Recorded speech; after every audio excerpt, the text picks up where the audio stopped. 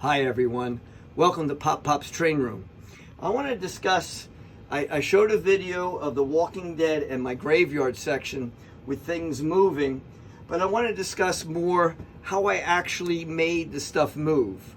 There's a lot of Lionel products out there that you buy it already has a motor in it, you hook it up, you press buttons, things move, which are great, but I like to expand from that and create my own movements.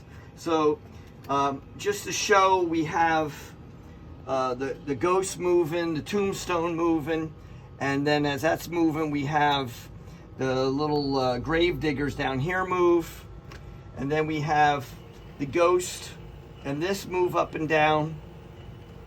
And then if there's some way we could get underneath to show you that I just used a bunch of gears, old DC motors, and a bunch of parts, linkage of things, just to create the movement underneath. And then I even have up here in this section, I have a guy welding with the crane. So then I have another little motor underneath, and if we could zoom in underneath, it's actually from a toy that I think it was from a duck or something that opened its beak and that broke one of the kids' toys. And I just created to give some movement. Kids could press buttons and create all that movement. And then what I wanted to show you is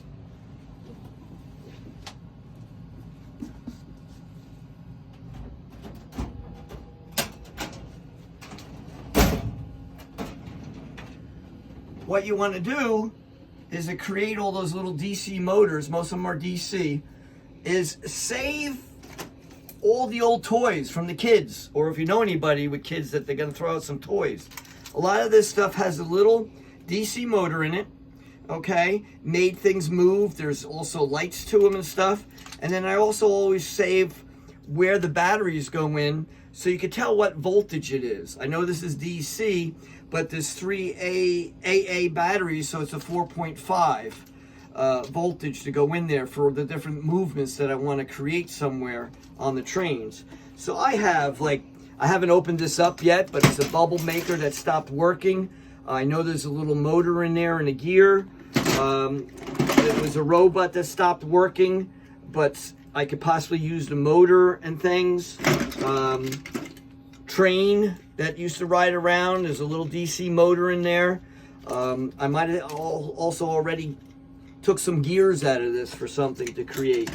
I think I have a bigger motor, but this was to like one of those Power Wheels outside ride-on toys. There's so many different things. Don't throw them away, save them. Over the years, all of a sudden I'm going to do something to the layout, and I go to this drawer and I look through and try to find the right motor to make something move. But then to make the movement, we need either use the batteries, of course, that would make something move, but I hate changing all the batteries. So what I did is I kept saving all the little different phone chargers, all the different little transformers, I'm going to call them, all the little chargers from different tools. They're all different voltage. Some are 9 volt AC, 12 volt AC. Some are DC. They're all labeled. You'd have to, look for what you want to power up and go through and find what this is actually like a charger to a pass load nail gun. If anybody's familiar with that, this charged the batteries, and I think it's 12 volt DC or AC. Okay, or it might be but anyhow, then the other thing I wanted to just discuss is this drawer is other little silly things you save. And I don't know if you ever went to somewhere tropical, whatever, and you get the little umbrellas in your drink, okay? But I think scale-wise, it works really good.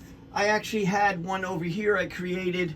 There's a little hot dog stand by the passenger station. So I painted it red and white, but the scale worked. I put some little lights underneath it. but like, don't throw it away, save it. You never know.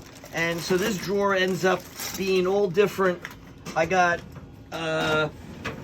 used to get the film you would send out from your cameras, and it has a little lid to it, but if you paint it up, it actually, then I created this one as a little transformer with the wires coming out, but I just needed something round to create that look. So a lot of this stuff I like to save. I also save, because I was in construction, I have a lot of the pass load. This is like a gas that made the nail gun shoot, but they're empty. So instead of throwing them away, I like to take them and you paint them. I had different sizes. You could paint them, you could put on a flat bed of the train, okay, strap them down, or also even at this building over here, I'll even just pick it up. These I created and painted them, did just a zip tie, added a ladder to it, and it just creates another effect, adding to the building to give it some added scenery. So I just wanted to discuss those things to everyone. Maybe that helps. I love making all the little buttons for the grandkids to play with and make things move. So I love adding movement to things. Like I said, Lionel made a lot of products that moved already. They're great. I have them hooked up so the kids could press them and things could move.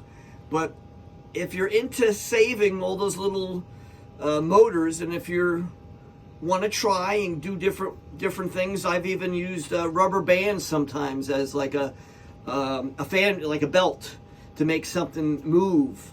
It's trial and error, but it's fun sometimes creating something that Lionel didn't make, that you could create movement.